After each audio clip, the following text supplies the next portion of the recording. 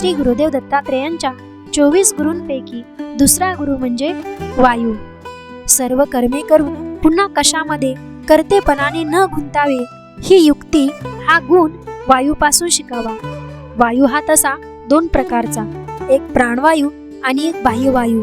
प्राणवायूच्यामुळे सर्व प्रकारचे जीवात्मे हे जिवंत राहू शकतात. कोणाचाच भेदाभेद परंपार भाव बाळगत नाही.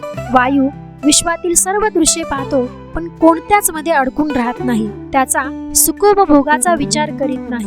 बाह्य वायूमुळे तो सर्वत्र अनेक प्रकारचे गंध पसरवितो. ऊन, पाऊस, थंडीमध्ये सदैव वायू त्याचे कार्य करीत असतो. वायू सुख, दुःख, सुगंध, प्राणपोषक तत्वे, अन्नादी पदार्थ सर्व काही पाहतो, पण निरीच्छ बुद्धीने तो कोणाची अभिलाषा धरत नाही, अपेक्षा करीत नाही. वायू हा एक निरीच्छ.